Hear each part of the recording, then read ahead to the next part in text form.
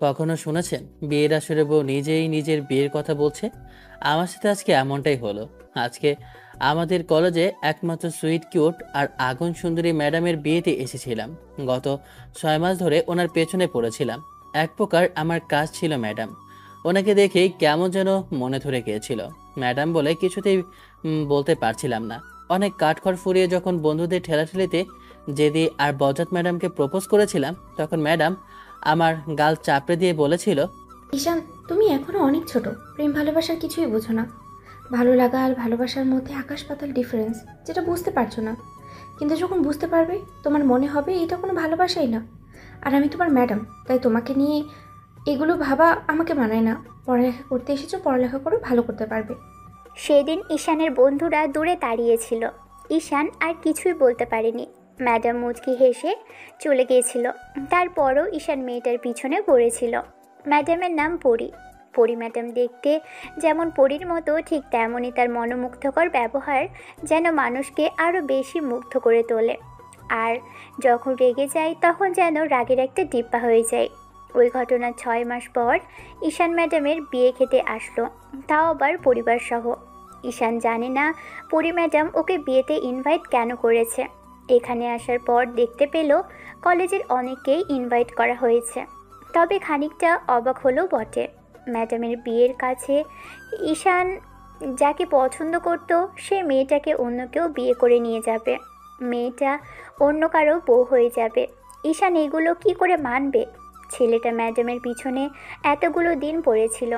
মেয়েটা অসম্ভব রকমের সুন্দর কিনা, আর তার চেয়ে বড় কথা, এত বেশি মায়াবী মেয়েকে যে কেউই বই হিসেবে পেতে চাইবে।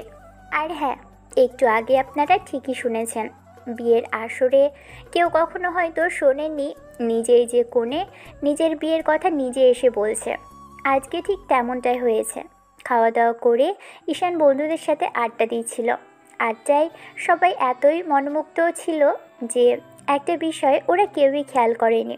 2 থেকে 3 ঘন্টা পার হয়ে গেলেও বর আসার কোনো নামগন্ধ নেই। পুরো বাড়ি কেমন স্তব্ধতায় থেকে গেল। তারপরও ঈশানোর বন্ধুদের নিয়ে বসে আড্ডা দিচ্ছিল।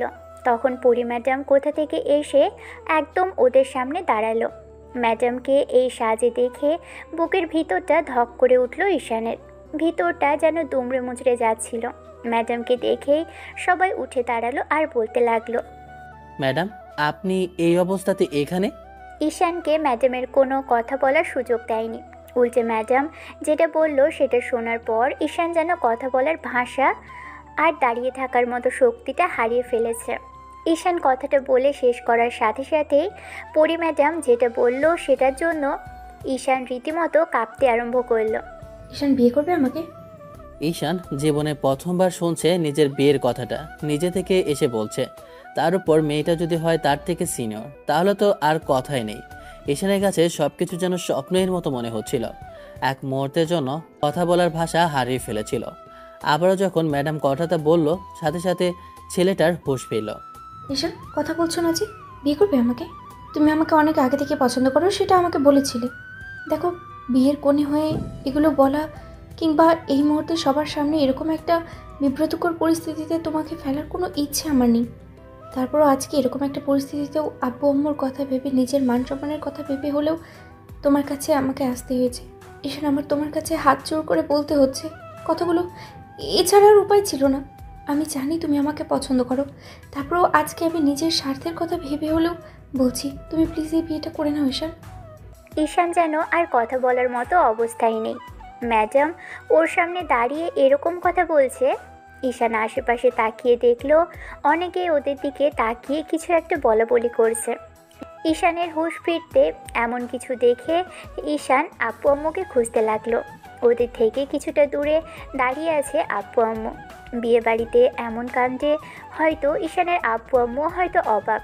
এবার পরি ঈশানের একটা হাত 2 হাতের মুঠোয় নিয়ে বলতে লাগলো, তুমি হয়তো আমার এরকম বলার কারণটা ভাবছো। আসলে যে ছেলেটার সাথে আব্বু আম্মু আমার বিয়ে ঠিক করেছিল, সেই ছেলেটা আর আসবে না। ও অন্য কারোর সাথে পালিয়েছে ঈশান। ছেলেটার আব্বু আম্মু ফোন করে বিয়েতে বারণ করে দিয়েছে। এই মুহূর্তে আব্বু আম্মু কী করবে, কোথায় যাবে, নিজের মেয়ের জন্য কার কাছে হাত পাতবে জানেন না। আব্বুর এমন পরিস্থিতি দেখে আমার মনে পড়লো তুমি আমাকে পছন্দ করতে। এই মুহূর্তে তুমি আমাকে স্বার্থপর ভাবতে পারো, কারণ আমার পরিবার আর আমার মান সম্মান বাঁচানোর জন্য হলেও আমি তোমাকে বিয়েটা করতে চেয়েছি। কিন্তু ঈশান দেখো, এছাড়া আমার আর কোনো উপায় নেই। আমার জায়গায় তুমি থাকলেও ঠিক একই কাজই করতে। তুমি তো আমাকে পছন্দ করতে, তাই আমি তোমাকে এই মুহূর্তে কাছে হাত জোর করে বলছি ঈশান, তুমি দয়া করে এই বিয়েটা করে নাও প্লিজ। আমার হাত পা কাঁপতে শুরু করেছে। ম্যাডাম এসব কি বলছে? ওনার কি মাথা ঠিক আছে নাকি চোট পেয়েছে? আমি আব্বু আম্মুর দিকে ফ্যাল করে তাকিয়ে আছি। পরি ম্যাডাম কিছুক্ষণ যাবৎ চুপ করে রইল। এই অবস্থাতে এই মেয়েটাকে বড্ড আদুরি লাগছে।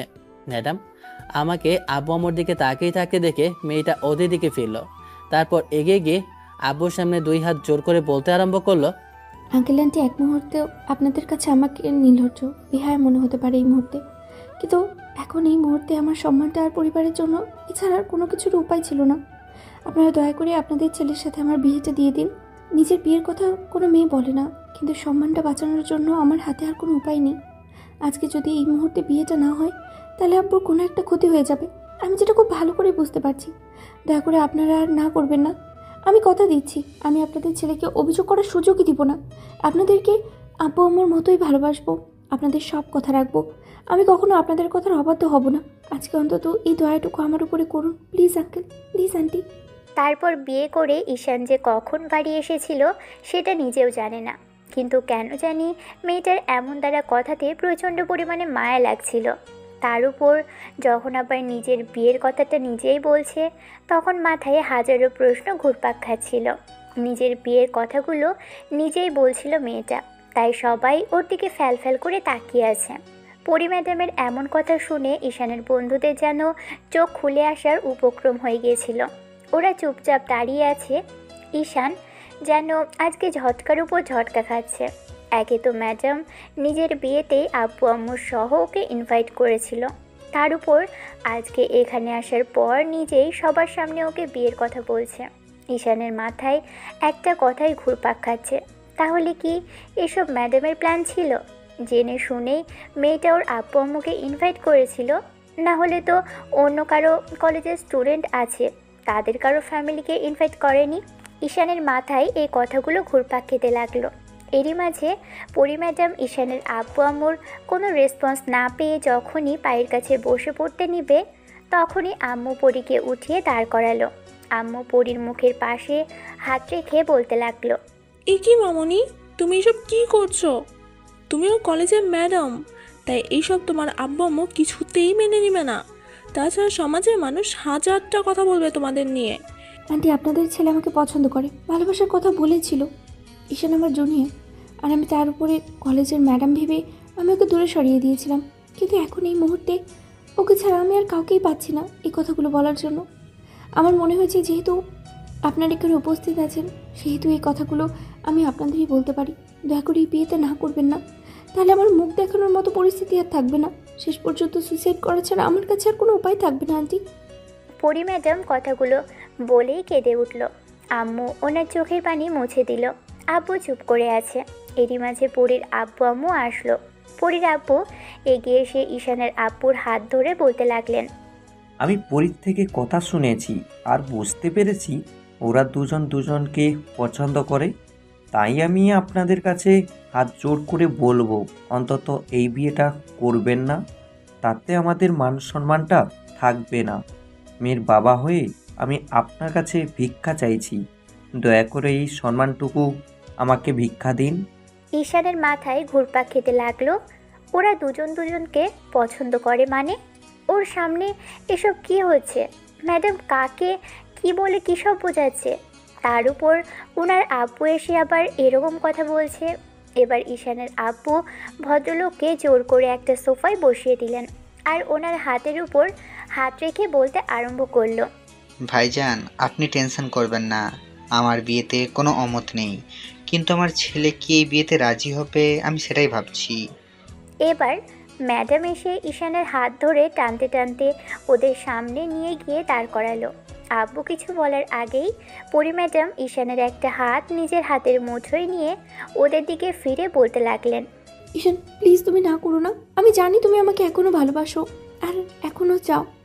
দয়া করে তোমার কাছে আমার সম্মানটা ভিক্ষা চাইছি, তুমি না করো না। আব্বু আম্মুকে বলো তুমি আমাকে বিয়ে করবে।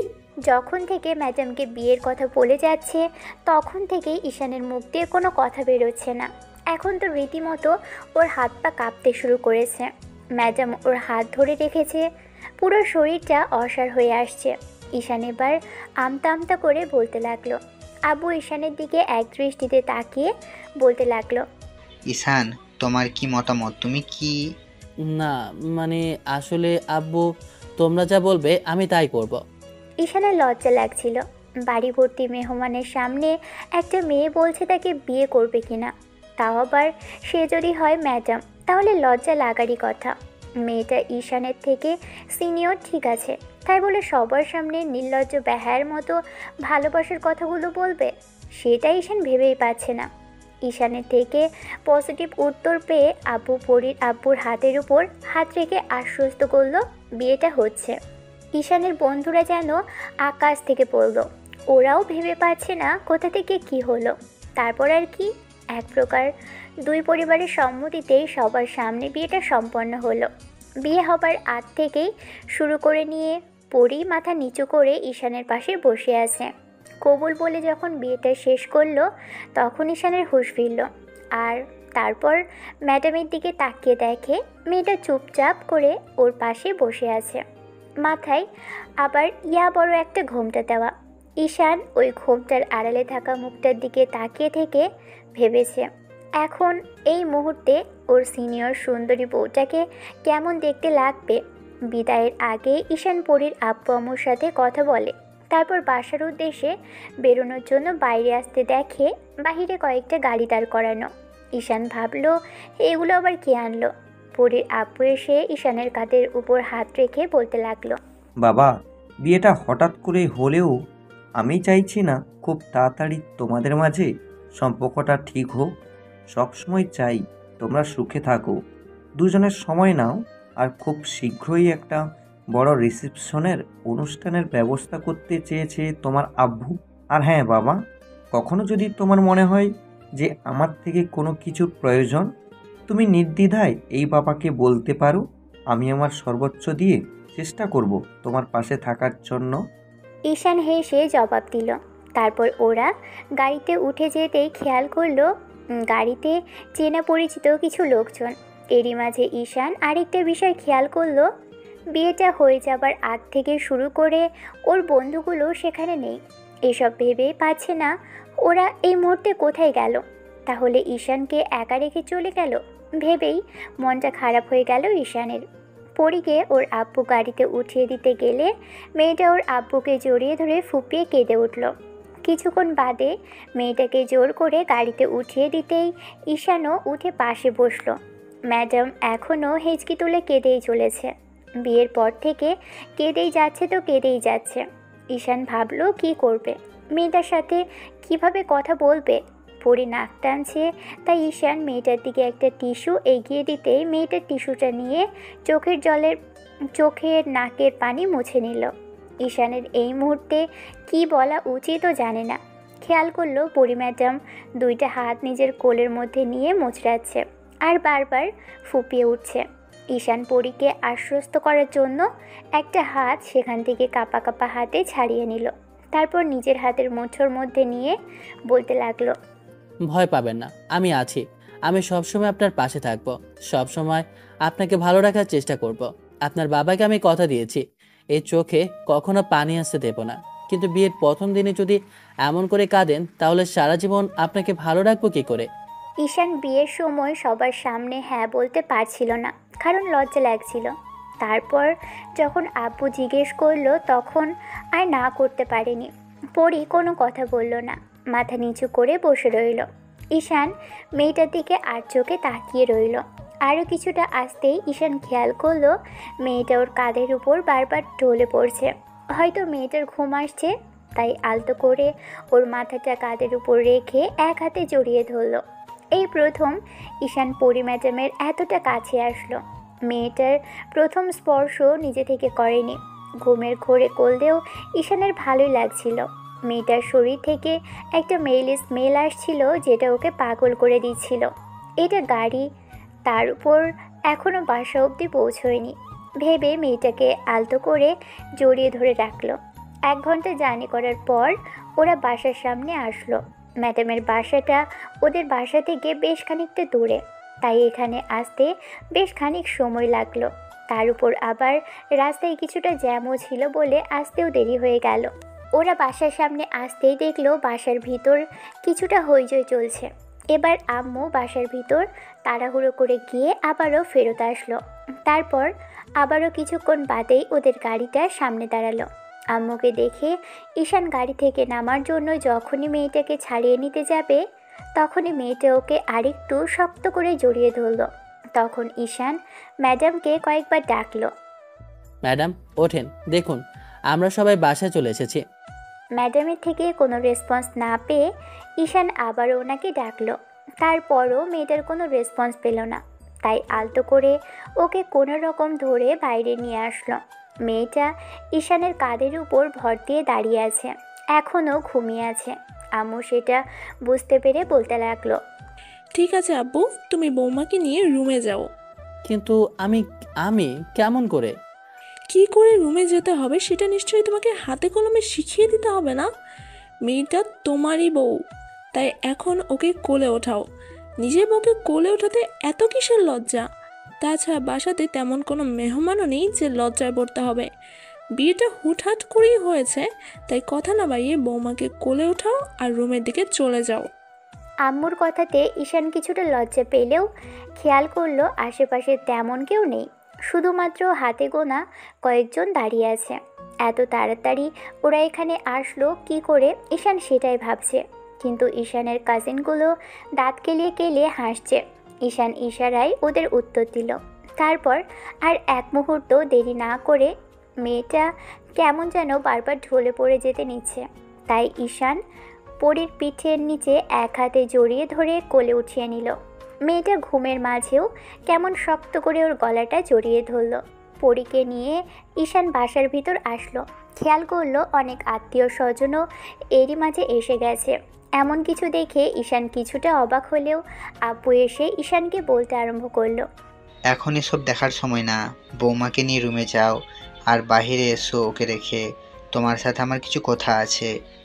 আব্বু সামনে আসতে ঈশান প্রচণ্ড পরিমাণে লজ্জায় পড়ে গেল, কিন্তু এই মুহূর্তে মেয়েটাকে ছেড়েও দিতে পারবে না। ঈশান কোনো রকমে মাথা নেড়ে হ্যাঁ সুযোগ উত্তর দিয়ে রুমে চলে আসলো। ঈশান রুমে এসে দরজা ঠেলে ভিতরে ঢুকতেই আরেক দফা অবাক হলো, কারণ এত তাড়াতাড়ি রুমটা এত সুন্দর করে সাজানো হলো কি করে। ঈশান কিছুক্ষণ দাঁড়িয়ে থেকে তারপর মেয়েটাকে বেডে শুইয়ে দিল। ঈশান উঠে যেতে লাগলো। পরি মেয়েটা ওর গলাটা আর একটু শক্ত করে জড়িয়ে ধরতেই ঈশান হুড়মুড়িয়ে পরির বুকের উপর পড়ে গেল। এমন কিছুতে ঈশান হতভম্ব হলো। মেয়েটার বুকের স্পন্দন ঈশান স্পষ্ট এই মুহূর্তে শুনতে পাচ্ছে। দুরু দুরু বুকটা যেন ওকে কাছে পেতে চাইছে। ঈশানের শরীর দিয়ে এক প্রকার ঘাম ঝরছে। কারো আসার শব্দ পেয়ে ঈশান তাড়াহুড়ো করে মেয়েটাকে ছাড়িয়ে নিল। তারপর ভালো করে বেডে শুয়ে দিয়ে যখনই ম্যাডামের শরীরে একটা চাদর দিতে নিবে, তখন ঈশানের কাজিন এসে ওকে দেখে মুচকি মুচকি হাসতে লাগলো আর বলতে লাগলো, কি ভাইয়া, বউকে পেয়েই দেখছি একদম পাগল হয়ে গেছো। বিয়ে করতে না করতে বউকে সেবা করতে শুরু করে দিয়েছো। ফালতু কথা রাখ, মেয়েটা ঘুমিয়ে পড়েছে। তোদের ভাবির ঠান্ডা লাগছে দেখতে পাচ্ছিস না? কথা না বলে এসে এসির পাওয়ারটা কমা। ঈশানের কাজিনরা ওকে খোঁচা মেরে কথা বলতে লাগলো। তখন ঈশান ওদের দিকে রাগি চোখে তাকাতেই যতগুলো রুম থেকে সুরসুর করে সবাই বেরিয়ে গেল। ঈশান রুমে দরজাটা টেনে দিয়ে তারপর ডাইনিংয়ে আসতেই খেয়াল করলো সবাই এক জায়গায় জড়ো হয়ে আছে। ঈশান ওর বন্ধুদেরকে দেখে অবাক হলো, ওদের দিকে কিছুক্ষণ তাকিয়ে রইল। তারপর ওদের সামনে দাঁড়িয়ে রাগি চোখে তাকিয়ে বলতে লাগলো, কিরে তোরা কোথায় ছিলি এতক্ষণ? আমি তোদের সেই বিয়ের পর থেকে খুঁজে যাচ্ছি, আর তোরা কিনা হুটহাট ওধাও। এখন আবার কোথা থেকে ওদা হলি? আর বলিস না দোস্ত, আন্টি বিয়েটা ঠিক হতেই আমাদের বললো বাসায় চলে আসতে। বাসার চাবি দিয়ে বললো এসে যেন মোটামুটি রকমের বাসাটা সাজিয়ে ফেলি, আর তোর রুমটা যেন ফুল দিয়ে বাসর ঘর করে সাজিয়ে দেই, তাতে যেন তোর অন্তত বিলম্ব করতে না হয় পরে ভাবির সাথে বাসর করতে। বাসরের কথাটা শুনে ঈশান বেশ খানিকটা লজ্জা পেলেও রাগী একটা মুড নিয়ে বলতে লাগলো, তাই বলে আমাকে না জানিয়ে চলে আসবে? একটাবার অন্তত আমাকে বলে আসবি না? আমি তো ভয় পেয়ে গিয়েছিলাম। ভাবলাম তোরা এই বিয়েতে রাজি নস আর খুশি হোসনি ম্যাডামকে বিয়ে করেছে বলে। তোরা তো 8-10 জনের মতো আমাকে ভুল ভুল ভাবছিস। এবার শুভ ঈশানকে এক হাতে জড়িয়ে ধরে মুচকি হেসে বলল, হোস কী সব বলিস? তুই ম্যাডামকে ভালোবাসিস। তাছাড়া এরকম একটা পরিস্থিতির মধ্য থেকে ম্যাডামকে যদি আজকে বিয়েটা না করে বের করে আনতি, তাহলে ওনাকে অনেক অসম্মানের মুখে পড়তে হতো। এখন হয়তো মানুষের দুটো কথা শুনতে হবে, কিন্তু সারা জীবন ওনাকে অসম্মানের হাত থেকে তো বাঁচিয়েছিস। স্বামী স্ত্রীর সম্পর্কের মাঝে এসব বয়স কোনো ফ্যাক্ট না ঈশান। কতই তো আজকাল এরকমটা হচ্ছে, মানুষকে নিজের থেকে সিনিয়র কাউকে বিয়ে করে না। আর আঙ্কেল আন্টি তোর ভালোর জন্য এটা করেছে। এখন এখন কথা না বলে চল, আঙ্কেল আন্টি কি বলে গিয়ে শুনি। ঈশান এসে আব্বুর সামনে দাঁড়াতেই আব্বু ইশারা করলো, গিয়ে আব্বুর পাশে বসলো। বাসার সবাই ওদের দিকে অধীর আগ্রহে তাকিয়ে আছে। আব্বু কিছুক্ষণ চুপ করে থেকে বলতে লাগলো, ঈশান, আমি অনেক কিছুই ভেবেছি আর তোমাকে সবটা বলবো বলে ভেবেছি। আর এটাই মোক্ষম সুযোগ, এই মুহূর্তেই সবটা তোমাকে বলা দরকার। দেখো আব্বু, এখন বিয়ে করেছো, হুটহাট করে বিয়েটা হলো, তাই এখন এই মুহূর্তে কিছু করা সম্ভব হচ্ছে না। তাছাড়া তুমি আমাদের একমাত্র ছেলে, তারপরও এখন আমরা কিছু করতে পারছি না। তোমার আম্মুর ইচ্ছা ছিল ছেলের বিয়েটা খুব ধুমধাম করে দিতে, কিন্তু হুটহাট বিয়েটা হওয়াতে তার হলো কই। আমি পরীর আব্বু আম্মুর সাথে কথা বলে আসছি, ওরা বলেছে ওদের কোনো আপত্তি নেই। তার জন্য কিছুটা দিন সময় লাগবে, তারপর সবটা গুছিয়ে তোমাদের রিসেপশনের অনুষ্ঠানটা হবে। এর মাঝে তোমরা যদি চাও হানিমুন থেকে ঘুরে আসতে পারো। কথাগুলো অন্যরকম লাগলেও বলতে হচ্ছে। আমি চাইছি তোমাদের মাঝে বন্ডিংটা আরও সুন্দর হোক, তাই এখন যদি তোমরা চাও কোথাও থেকে ঘুরে আসতে পারো, আমাদের কোনো আপত্তি নেই। আর ততদিনে তোমাদের চেনা জানাও হয়ে যাবে, আর আমরাও সব কিছু রেডি করে ফেলবো। এখন তুমি কি বলো? নিজে থেকে সিনিয়র একটা মেয়েকে বিয়ে করেছে। কথাগুলো যখন থেকে ভাবছে তখনই মনে হচ্ছে সবাই কেমন করে ওর দিকে তাকিয়ে আছে। তারপরও কেমন যেন লজ্জা লাগছে। ঈশান মাথা নেড়ে বলতে লাগলো, আব্বু সমস্যা নেই, তোমরা যেটা ভালো বোঝো সেটাই করো। শুধু সবটাতে সাই দিলে হবে না, পড়ালেখার পাশাপাশি বিজনেসের কাজে হাত লাগাতে হবে, নাহলে তোমার বউ কি করে বলবে তার স্বামী বেকার। ঈশান আবারও মাথা নেড়ে উত্তর দিল। আজকে যেন ছেলে একদম বাধ্য হয়ে গেছে।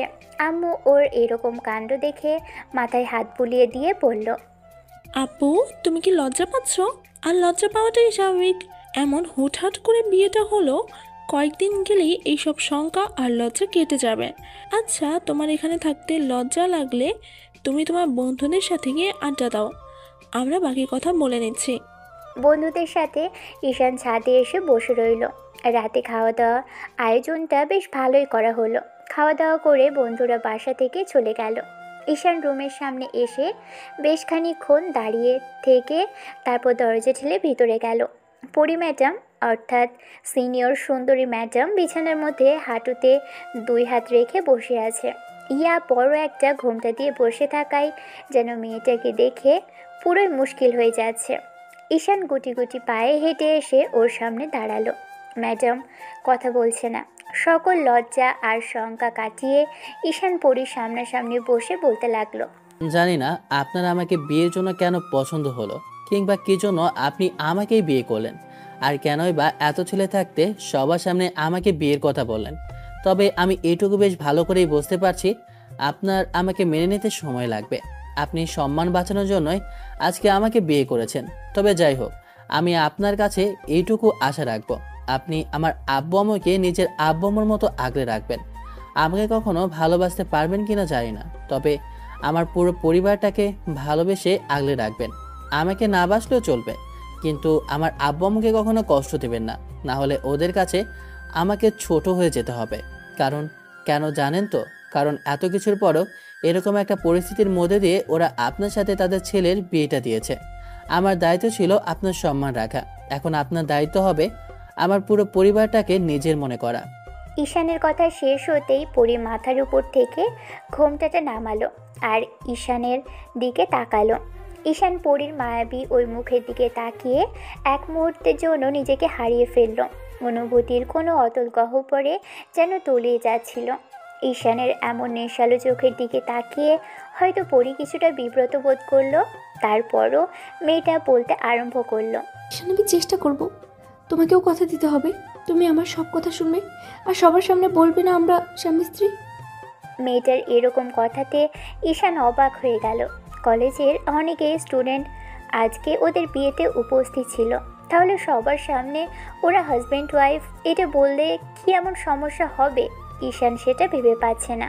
কেন এটা সবার সামনে বললে কি এমন সমস্যা? আমি তো সেটাই বুঝতে পারছি না। না মানে আসলে আমার কেমন যেন লাগবে। ঈশান, সময় হলে তো সবাই এমনিতেই জানতে পারবে, ঢাকঢোল পিটিয়ে বলতে যেও না। আর আমি চাই না এখান থেকে তুমি কিছু একটা করো সবার সামনে, আমি যেন বলতে। সেটা নিয়ে আপনাকে ভাবতে হবে না। আব্বু আমাকে বলেছে অফিসে জয়েন করতে।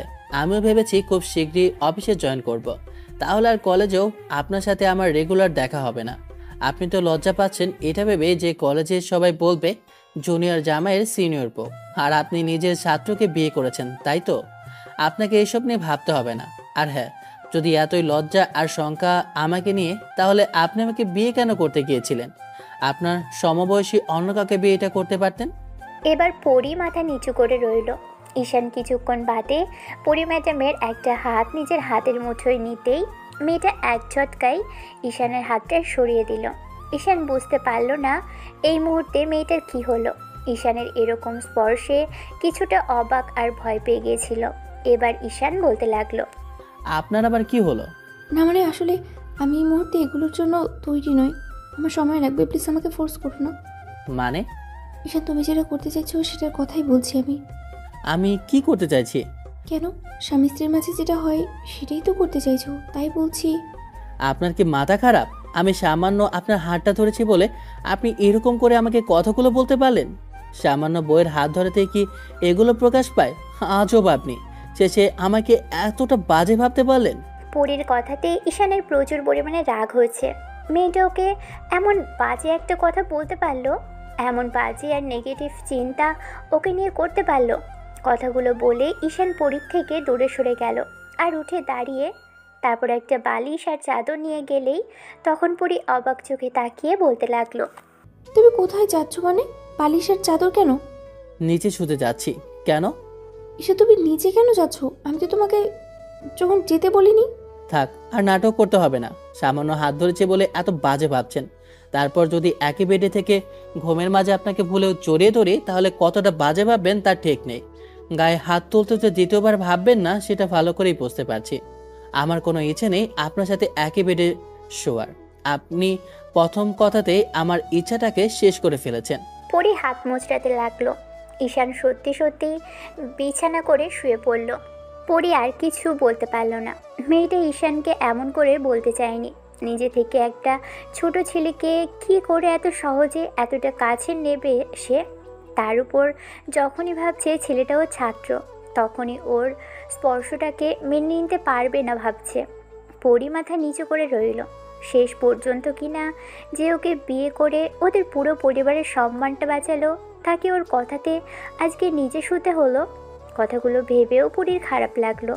কিছুক্ষণ বাদে মেয়েটা ফ্রেশ হয়ে এসে শুয়ে পড়ল। ঈশান এতক্ষণ ঘুমিয়ে পড়েছে। পরদিন সকালে যখন ঈশানের ঘুম ভাঙলো, খেয়াল করলো ওর গায়ে একটা কমফোর্টার জড়ানো। রাতে যে শীত করছিল ঈশান সেটা খুব ভালো করেই জানে, কিন্তু এটা আবার কে দিল? ঈশান উঠে বসতেই দেখলো ওয়াশরুম থেকে কেউ একজন বেরোচ্ছে। দরজার দিকে তাকিয়ে আবারও গতকালকের মতো স্তব্ধ হলো, কারণ গোসল শেষে অর্ধভেজা অবস্থায় মেয়েটাকে দেখতে যেন একদম সত্যিই পরীর মতো লাগছে। মেয়েটা প্রতিদিন যেন নতুন নতুন রূপে ঈশানের সামনে এসে ওকে পাগল করে দিচ্ছে। ঈশান এই মুহূর্তে কি করবে, কি হবে সেটাই বুঝতে পারছে না, কারণ বারবার মেয়েটাকে এমন হট অবস্থাতে দেখে নিজেকে কন্ট্রোল করতেই কষ্ট হয়ে যাচ্ছে। মেয়েটা আয়নার সামনে দাঁড়িয়ে আছে। হালকা পিঙ্ক কালারের শাড়িটাতে অসম্ভব রকমের আবেদনময়ী লাগছে মেয়েটাকে। ঈশান কিছুক্ষণের জন্য স্তব্ধ হয়ে গেল। আয়নাতে তাকিয়ে খেয়াল করলো মেয়েটার ডান পাশের পেটের উপর থেকে শাড়িটা সরে গিয়ে উন্মুক্ত সাদা ধবধবে কোমরটা দেখা যাচ্ছে। তার উপর শাড়ির নিচ থেকে ওর সুন্দর ওই কিউট নাভিটা যেন উঁকি মারছে। এমন কিছু দেখে ঈশান আর নিজেকে সামলে রাখতে পারল না, কোনো রকমে এগিয়ে পরীর পিছনে দাঁড়ালো। পরী যতক্ষণ বুঝতে পারল ততক্ষণে ঈশান ওকে পিছন থেকে জড়িয়ে ধরে ফেলেছে। মেয়েটা কিছু বলে ওঠার আগেই ঈশান দুই হাতে ও শাড়ির নিচ দিয়ে গলিয়ে পেটের উপর রেখে স্লাইড করতে আরম্ভ করলো। এক হাতে চুলগুলো সরিয়ে দিয়ে গলায় মুখ ডুবিয়ে কয়েকটা কিস করে ফেলেছে। ঈশানের হঠাৎ এমন স্পর্শে পরী চোখ মুখ খিঁচে নিল আর ঠোঁট কামড়ে ধরলো দাঁত দিয়ে।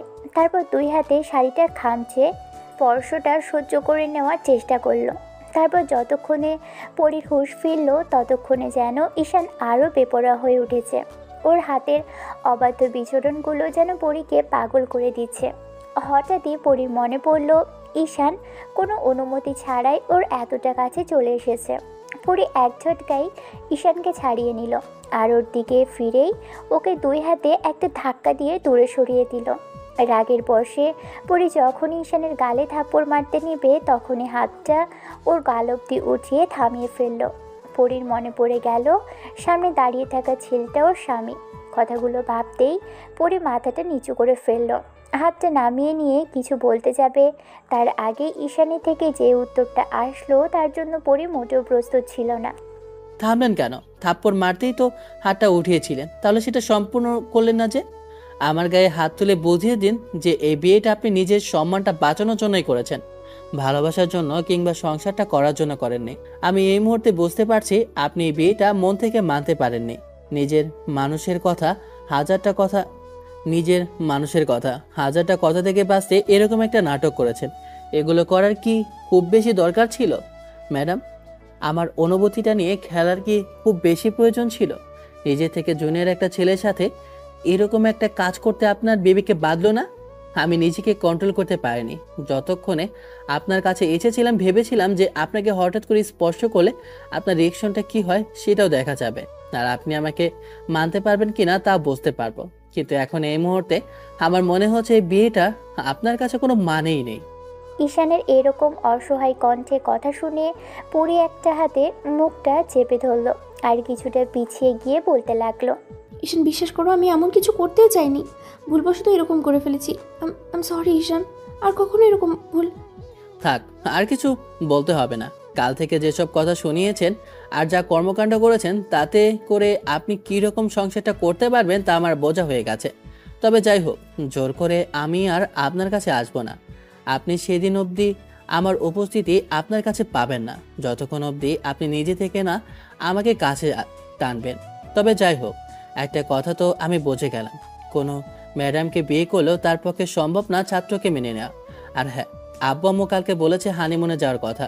এই ঘটনার পর তো আমার মনে হচ্ছে এগুলো কোনো মানেই নেই। আমি ওদের বারণ করে দেব, কারণ আমার পক্ষে আপনাকে নিয়ে এগুলো ভাবাটা এখন বিলাসিতা ছাড়া কিছুই নয়।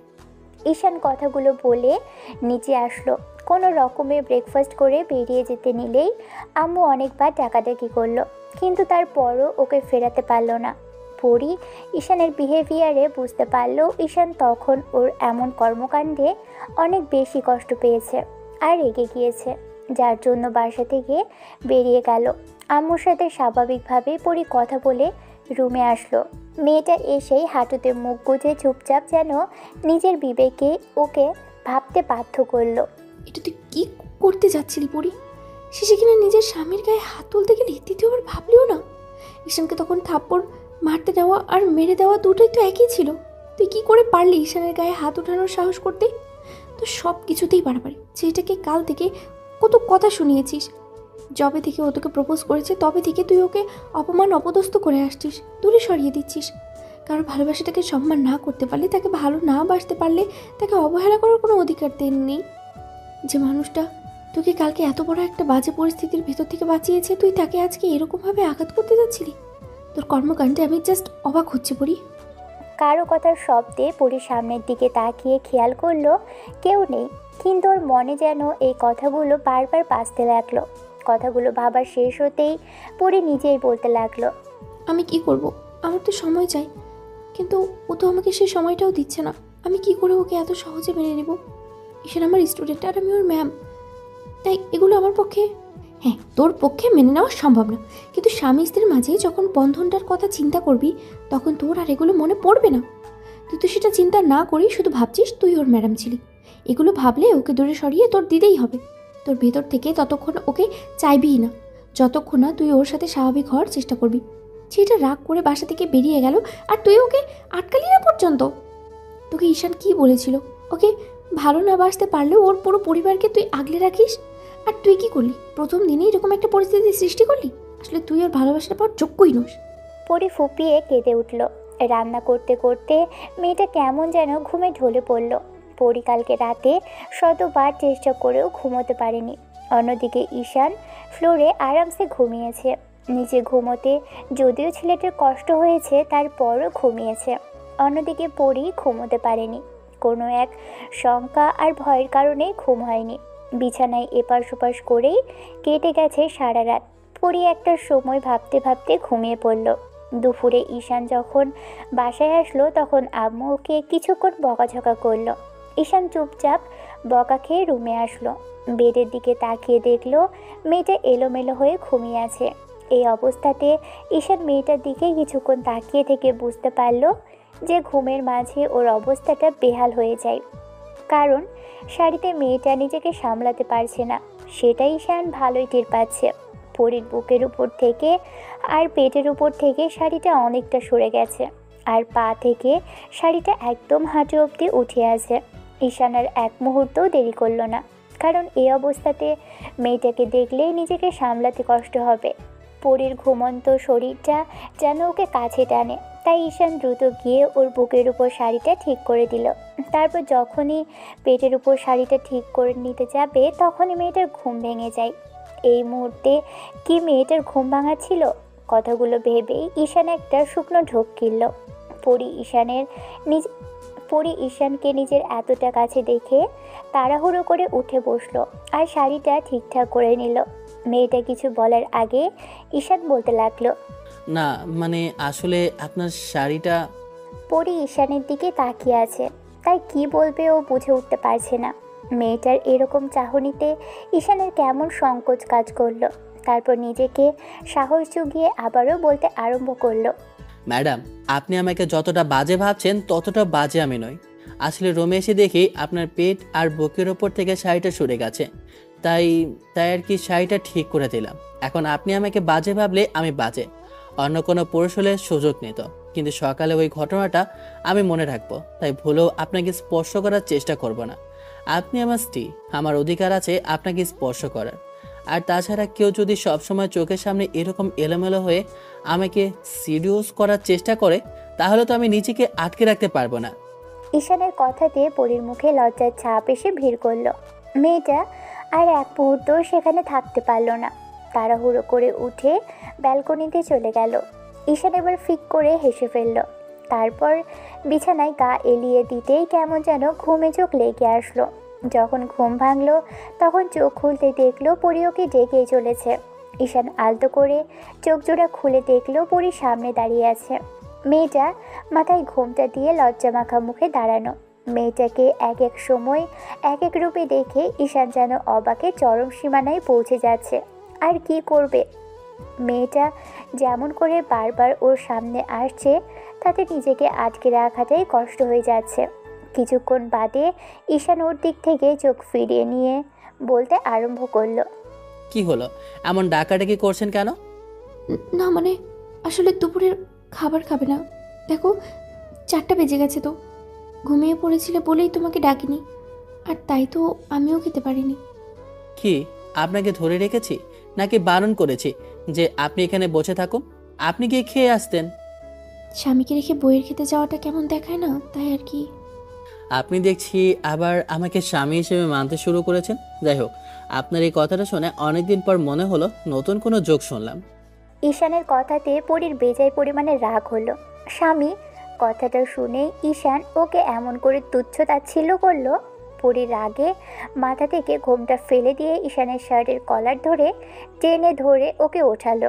ঈশানের চোখে রাগী চোখ রেখে বলল, এই ছেলে, আমাকে কি দেখে তোমার এতটাই তুচ্ছ মনে হয়? আমি বিয়েটা করেছি, তোমাকে মানতে পারিনি, তাই বলে তুমি আমাকে এমন করে কথা শোনাবে? আমার কথাগুলো তোমার কাছে জোক মনে হচ্ছে? মনে হবে না কেন? কোনো মেয়ে নিজের স্বামীকে দূরে সরিয়ে রাখলে সেটা তো এমন মনে হওয়াটাই স্বাভাবিক। স্বামী ভাবতে শুরু করলে তারপর যদি ভুলভাল কিছু একটা করে ফেলি তখন কিন্তু আপনারই খারাপ লাগবে ম্যাডাম। পরি আর কিছু বলতে পারল না। তার আগেই ঈশান উঠে গেল ওয়াশরুমের দিকে। ফ্রেশ হয়ে নিচে এসে খাবার খেলো। খাবার খেয়ে এসে আবারও কিছুক্ষণ রুমের মধ্যে পায়চারি করলো। পরি এসে বেডে বসে আছে, বারবার ঈশানের কার্যক্রম দেখছে আর ওকে পর্যবেক্ষণ করছে। তারপরও কিছু বলতে পারছে না। ঈশান বুঝতে পারছে মেয়েটার অস্বস্তি ফিল হচ্ছে, আর ঈশানের নিজেরও এমনটাই ফিল হচ্ছে। ভালো, এসবের থেকে বেরোতে হলে কাল থেকে ওকে কলেজে যাওয়া শুরু করবে, কিন্তু কি করে আব্বু আম্মুকে বলবে বুঝতে পারলো না। রাতে ডিনারের সময় ঈশান সংকোচ কাটিয়ে আব্বু আম্মুকে বলতে লাগলো, আব্বু, আমি ভেবেছিলাম কালকা থেকে কলেজে যাওয়া কন্টিনিউ করব। বিয়েটা হুটহাট করেই হলো, আর এমন কোনো তোড়জোড় করা হয়নি যে আমাকে ঘটা করে কিছুদিন কলেজ বাদ দিতে হবে। সামনে এক্সাম আছে, তাই আর কি চাইছিলাম না এখন অন্তত কলেজ বাদ দিতে। কয়েকটা দিন তো বাসায় বসেই থাকলাম। আব্বু আম্মু ঈশানের দিকে তাকিয়ে রইল। ওরা খেয়াল করলো পরীর কোনো হেলদোল নেই। বুঝতে পারলো যে মেয়েটার কোনো আপত্তি নেই। এবার ঈশান আর চোখে পরীর দিকে তাকালো। ঈশান ভেবেছিল পরী অন্তত বলবে ওদের বাসা থেকে ঘুরে আসার কথা, কিন্তু মেয়েটা তাও বলল না। তাতেই ঈশানের খানিকটা খারাপ লাগলেও বলল, পরবর্তীতে যদি ম্যাডামের বাসা থেকে আমাদের ডাকে তখন না হয় ঘুরে আসবো। বিয়েটা হুটহাট করেই হলো, তাই সবটা মানে নিতে সময় লাগবে। খাওয়া শেষ করে ঈশান উঠে গেল। তারপর রুমে শুয়ে পড়ল। পরী রুমে এসে দেখে ঈশান নিচে শুয়ে আছে। এরকম কিছু দেখে পরী হাত মোচড়াতে লাগলো। ঈশান ওর দিকে না তাকিয়ে বলতে আরম্ভ করলো, এরকম সঙ্গের মতো দাঁড়িয়ে না থেকে লাইটটা অফ করে দিয়ে এসে শুয়ে পড়ুন। কাল কলেজে যেতে হবে। আপনার যাবার ইচ্ছা না থাকলেও যাবেন না, না হলে আপনি সারাদিন ঘুমাবেন, কিন্তু আমাকে যেতে হবে। এবার অন্তত লাইটটা অফ করে দিন। ঈশানের কথাতে পরী লাইটটা অফ করে দিয়ে এসে শুয়ে পড়ল। তারপর প্রতিদিনের মতো বিছানায় এপাশ ওপাশ করতে লাগলো, কিন্তু কিছুতেই বলতে পারছে না ছেলেটাকে বেডে গিয়ে ঘুমোতে। কিছুক্ষণ যাবৎ পরী ঈশানের উল্টো দিকে ঘুরে থাকা মুখের দিকে তাকিয়ে রইল। ইচ্ছে করলো ওকে বেডে আসতে বলতে, কিন্তু তারপরেও কেন জানি আসতে বলতে পারলো না। অনেক সংকোচ আর বাধা বিপত্তি কাটিয়ে বলল, ঈশান শুনছো? ঈশানের কোনো হেলদোল নেই। আরও কয়েকবার ডাকার পর যখন রেসপন্স পেল না, তখন বুঝতে পারলো ঈশান ঘুমিয়ে পড়েছে। সকালে যখন পরীর ঘুম ভাঙল, উঠে বসে দেখে বেশ বেলা হয়ে গেছে। তারপর ঈশান যেখানে শোয় সেখানে তাকিয়ে দেখে ছেলেটার রুমে নেই। পরী তাড়াহুড়ো করে ফ্রেশ হয়ে নিচে আসতেই দেখলো আম্মু ডাইনিংয়ে কারোর সাথে একটা কথা বলছে। পরী এসে আম্মুর সামনে মাথায় ঘোমটা দিয়ে দাঁড়াতেই আম্মু মুচকি হেসে বলল, মামুনি, কি হয়েছে? এত বেলা হলো যে ঘুম থেকে উঠতে? তোমার শরীর খারাপ করলো নাকি? পরী মাথা নেড়ে হ্যাঁ সূচক উত্তর দিল। তারপর আম্মু থেকে কিছুটা দূরে একটা জায়গায় বসে বলতে লাগলো, না আম্মু, তেমন কিছু হয়নি। আচ্ছা, আমাকে ডাকুনি কেন? এত বেলা অবধি ঘুমিয়েছিলাম আমি। আম্মু, তোমাদের ছেলে কোথায়? ওকে দেখছি না যে। সে কি, ঈশান যে বললো কাল কলেজে যাবে, সেটা তুমি জানো না? কাল খাবার টেবিলেই তো বললো বিষয়টা। কেন সকালে তোমাকে বলে যায়নি? আম্মুর কথাতে পরীর জানি কেমন লাগলো বিষয়টা। ঈশান ওকে একটা বারও ডাকেনি, আবার বলেও যায়নি। পরী চুপ করে থেকে আবারও মাথা নেড়ে না সূচক উত্তর দিয়ে বলল, না মানে, আসলে আম্মু, তোমার ছেলে আমাকে ডাকেনি। আমি ঘুমাচ্ছিলাম, তাই হয়তো বা ডিস্টার্ব করতে চাইনি। পরী কিছুক্ষণ চুপ করে থাকতেই আম্মু ছেলের বউয়ের হাত ধরে টেনে খাবার টেবিলে বসালো। খাবার বেড়ে দিতেই পরী খেতে আরম্ভ করলো। আম্মু পরীর পাশে বসে ওর দিকে তাকিয়ে রইল। মেয়েটার কেমন যেন অস্বস্তি লাগছিল। তখন আম্মু বলতে লাগলো, এত লজ্জা পেতে হবে না মামুনি, নিজেকে এই বাড়ির মেয়ে ভাবো, সবার সাথে মানিয়ে নেওয়ার চেষ্টা করো। আমি তোমাকে লজ্জায় ফেলতে কিংবা ছোট করতে এইসব বলছি না। এটা তোমারই বাড়ি, এখন থেকে সংসারটা তোমার। একমাত্র ছেলের বউ হিসেবে তোমাকেই সবটা সামলে নিতে হবে। তাছাড়া আমরাই বা কতদিন? তাই তুমি সবটা নিজে থেকেই বুঝে নিতে শুরু করো। আম্মু, তোমাদের কোথাও যাওয়া হচ্ছে না। আমরা সবাই মিলে একসাথে থাকবো। প্লিজ এসব কথা আর বলো না। তোমাদের ছেলে শুনতে পেলে খুব কষ্ট পাবে। আম্মু পরীর মাথায় হাত বুলিয়ে দিল, তারপর আঁচল থেকে চাবির গোছাটা খুলে ওর আঁচলে বেঁধে দিল। পরী অবাক হলো। আম্মু আবারও বলল, আমি সবসময় চাইতাম আমার বাড়িতে এমন একজন বউ আসুক যে আমার সাথে আমার পুরো পরিবারটাকেই গুছিয়ে রাখবে। তুমি আসার পর আমার তেমন কিছুই মনে হয়েছে। ভালো একজন বউ হয়ে ওঠো, আমি সেই আশাটাই রাখি। এখন থেকে আমার পুরো সংসারটাকে আঁচলের তলায় বেঁধে রাখবে। পরী মুচকি হাসলো। খাওয়া শেষ করে সারাটা দিন আম্মুর সাথেই থাকলো। পরী তেমন রান্না করতে পারে না। দুপুরের রান্নাটা কিছুটা আম্মুর থেকে দেখলো। ঈশান দুপুরে বাসায় আসলো না। বাসায় ফিরলো একদম বিকেলে। বাসায় ফিরে যখন কলিং বেল দেবে, কেউ একজন দরজা খুলে দিল। ঈশান তো অবাক হলো, কারণ সামনে ওর বউ থুকু ম্যাডাম দাঁড়িয়ে আছে। এমন কিছু দেখে ঈশান মেয়েটার দিকে তাকিয়ে রইল। ঈশানকে দেখেই পরীর সামনে থেকে সরে দাঁড়ালো। ঈশান যখনই সামনের দিকে যেতে নিবে, তখন আম্মু এসে ওর সামনে দাঁড়ালো আর বলতে লাগলো, তোমার কি কোনো কাণ্ডজ্ঞান নেই? হুট করে এমন একটা পরিস্থিতিতে বিয়ে করলে, তার উপর আবার আজকেই কলেজে গেলে। তাও বারণ করিনি, কিন্তু তাই বলে সারাদিন বাইরে কাটিয়ে আসবে। তোমার আব্বু জানতে পারলে কতটা রাগ করবে বুঝতে পারছো? আজকে তোমার আব্বু বাসায় ফেরুক, তারপর কথাগুলো বলছি। আম্মু প্লিজ এরকম করো না। আসলে বন্ধুদের সাথে আড্ডা দিতে যেতে কখন যে হ্যাঁ, এখনও তো সেই আগের মতো সিঙ্গেল আছো, তাই না? তাই এখনও বন্ধুদের সাথে আড্ডা দিতে গিয়ে সারাদিন বাইরে লাগিয়ে আসবে। বাইরে গিয়ে একেবারে বইয়ের কথা, আমার কথা ভুলে বসে আছো। বাসায় যে একজনকে এনে রেখেছো সেটা ভুলেই গেছো, তাই না? তোমার কাজে আমি অবাক হয়ে যাচ্ছি। আব্বু, তোমার এসব অদ্ভুত কর্মকাণ্ড কবে শেষ হবে আমি সেটাই বুঝতে পারছি না। সরি আম্মু। পরী রুমের দিকে চলে যাচ্ছে, তাই আম্মু ওকে লক্ষ্য করে বলল, এখন যাও, রুমে যাও। মেয়েটা সেই দুপুর থেকে না খেয়ে বসে আছে। তুমি ওকে না বলে চলে গেছো, তার উপর ওর সাথে একটু কথাও বললে না। গিয়ে দেখো, হয়তো রাগ করেছে। ম্যাডাম কিনা ওর জন্য না খেয়ে বসে আছে। কথাগুলো ভাবতেই ঈশানের অবাক লাগছে। মেয়েটা কি পাগল নাকি? ওর মাথা খারাপ হয়ে গেছে। ঈশান রুমে আসলো। ফ্রেশ হয়ে বাইরে আসতে খেয়াল করলো পরী একটা টাওয়াল নিয়ে দাঁড়িয়ে আছে। ঈশান মেয়েটার সামনে গিয়ে টাওয়ালটা নিয়ে বলল, আপনি নাকি দুপুর থেকে না খেয়ে আছেন, নাকি এ বাসায় খাবার খেতেও লজ্জা লাগে আপনার? মেয়েটা অগ্নিদৃষ্টিতে ঈশানের দিকে তাকালো। সাথে সাথে ঈশান চুপসে গেল। মেয়েটার রাগী চোখ ওকে যেন একদম ঘায়েল করে দেয়। ঈশান কথা বলছে না দেখে পরি বলতে লাগলো, তোমার কি কোনো কাণ্ডজ্ঞান নেই? সকালে আমাকে না বলেই চলে গেছো, আর এখন এসে এইসব কথা বলছো? তোমার এরকম কর্মকাণ্ড কিন্তু আমি অবাক হয়ে যাচ্ছি ঈশান। আর তুমি আমাকে সকালে না ডেকেই চলে গেলে, একটাবার বলে গেলে না কেন? আপনি কি বাই এনি চান্স নিজেকে বউ দাবি করতে শুরু করে দিয়েছেন ম্যাডাম? বউ কথাটা শুনে পরি কিছুক্ষণ চুপ করে রইল। পরি কথা বলছে না দেখে ঈশান বলল, ভালো, চেষ্টা করা ভালো। তবে যাই হোক, আমার মনে হয় না আপনি চেষ্টা করেও সবল হতে পারবেন। আপনার যে পরিমাণ রাগ আর জেদি, তাতে ইগোটা আপনাকে আমার কাছে আসতে দেবে না। আর না আপনি আমাকে কখনো ভালোবাসতে পারবেন। পরির রেসপন্স না পেয়ে ঈশান নিচে আসতে গেলে মনে হলো মেয়েটা নাকি দুপুর থেকে কিছুই খায়নি। ওকে নিচে যাওয়ার কথা বলার জন্য আসতেই মেয়েটা ডেবে গিয়ে বসে পড়ল। তখন ঈশান বলল, চলেন নিচে গিয়ে খাবার খেয়ে নেবেন। আমার ক্ষুদে নেই, তুমি খেয়ে নাও। খিদে নেই সেটা বললে তো আর শুনবো না। কেউ আমার জন্য না খেয়ে থাকবে সেটা জানতে পারলে আমার খারাপ লাগবে না? এখন কথা না বাড়িয়ে চলুন। আমি তো বললাম আমি কারোর জন্য না খেয়ে নেই, তুমি গিয়ে খেয়ে আসো। আমার কথা বলতে ভালো লাগছে না, এসে আমাকে জোর করো না। আপনি যাবেন কি না? বললাম তো না। যাবেন না তো? পরি রাগী চোখে ঈশানের দিকে তাকালো। তারপর আর কিছু বলার সুযোগ পেল না।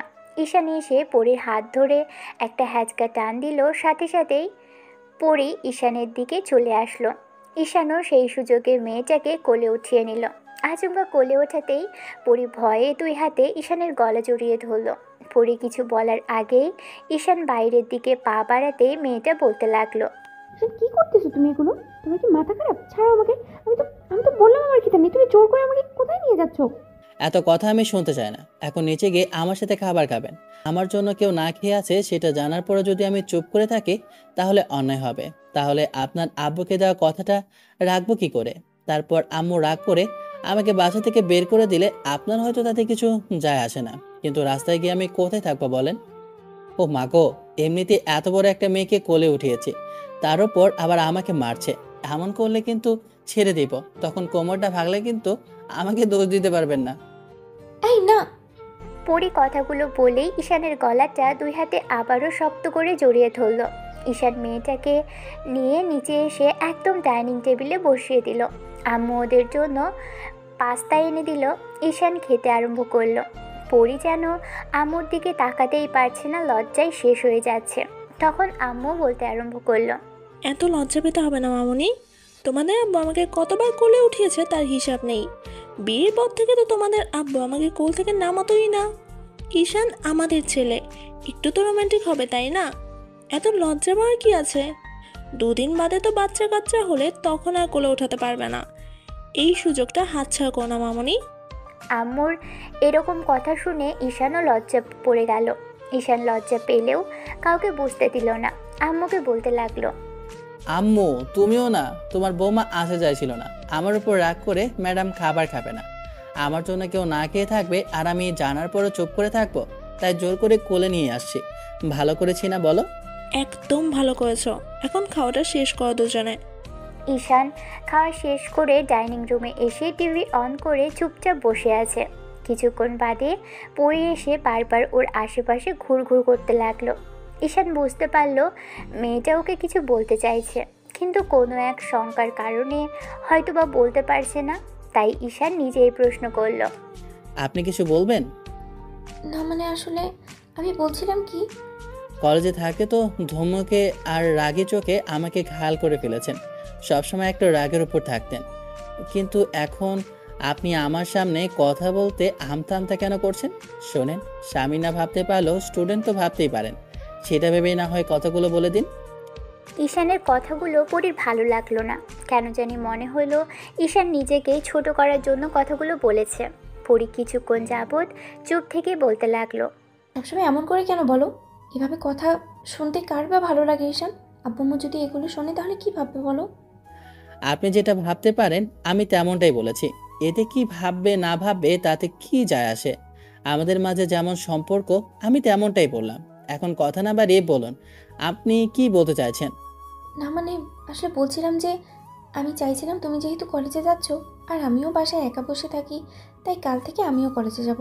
বিয়ের জন্য তো গত 7টা দিন কলেজে যেতে পারিনি, তাই ভাবছিলাম কালকে থেকে। কলেজে যাবেন এটাতে আমার থেকে আবার পারমিশন নেওয়ার কি আছে? যদি পারেন আব্বুকে বলে নিন। অবশ্য এটা কোনো অনুমতি নয়, ওদের জানালে ওরা খুশি হবে, ভাববে যে ছেলের বউ ওনাদের কিছু না জানিয়ে করতে চাচ্ছে না। পরি মাথা নেড়ে উত্তর দিল। রাতে খাবার সময় পরি কথাটা সবার সামনে বলতেই তখন আব্বু বলতে লাগলো, মামুনি, তোমাদের যা ভালো মনে হয় তাই করো। তোমাদের যে কোনো কাজেই আমার মতামত থাকবে। তুমি আমার ছেলের বউ, আমার এত টাকা পয়সা আর বিষয় সম্পত্তি থাকার পরও জব করবে, তাতে আমার কাছে খুব বেশি ভালো লাগবে না। তবে শিক্ষকতা সম্মানের পেশা, তাই তোমায় বারণ করব না। যদি ভালো লাগে জবটা করবে, আমার কোনো না নেই মামুনি। আমি তোমাদের কোনো বিষয়ের ওপর হস্তক্ষেপ করতে চাই না। পরি বুঝতে পারলো আব্বু খুব সাধারণভাবে ওকে বোঝালো। পরদিন পরি ঈশানের সাথে কলেজে যাওয়ার জন্য বের হলো। বাইরে আসতেই খেয়াল করলো ঈশান খালি হাতে দাঁড়িয়ে আছে। তখন পরি ঈশানকে দেখে বলল, কি হলো, তুমি খালি হাতে দাঁড়িয়ে আছো যে? মানে? ও আচ্ছা, কোলে উঠলাম না বলে বলছেন? আপনার কি আবারও কোলে উঠতে ইচ্ছা করছে? তাহলে বলুন আমায়, আমার কিন্তু ভালোই লেগেছে ম্যাডাম। তবে যাই হোক, তাই বলে কিন্তু আপনাকে কোলে নিয়ে কলেজ অব্দি যেতে পারবো না, তাহলে আমাকে পটল দিতে হবে। সবসময় এইসব উদ্ভট কথা কি তোমার মাথায় আসে? আমি একবারও বলেছি কোলে ওঠানোর কথা? বাইক নিয়ে প্রতিদিন কলেজে যাও, সেটা না করে এমন করে দাঁড়িয়ে আছো, তাই বলছি খালি হাতে কেন? যাও বাইকের চাবিটা নিয়ে আসো। আমি আরো ভাবলাম যে রিক্সায় যাওয়ার কথা, তাই আর বাইকের চাবিটা আনিনি। তার উপর যদি বাইকে বসলে আপনার শরীরে স্পর্শ লেগে যায়, তাতে যদি আপনি রেগে যান, তাই আর কি। বারবার আমাকে কোলে উঠাচ্ছ, আমার কাছে চলে আসছো, আমার হাত ধরছো, তাতে সমস্যা নেই, পাশাপাশি বসলেই সমস্যা। দেখো, এতে আমি কিছুই মনে করছি না। তোমার এতটুকু অধিকার আছে আমাকে স্পর্শ করার, আমি অনুমতি দেইনি তারপরেও আছে। তুমি এখন কথা না বাড়িয়ে বাইকের চাবিটা নিয়ে আসো।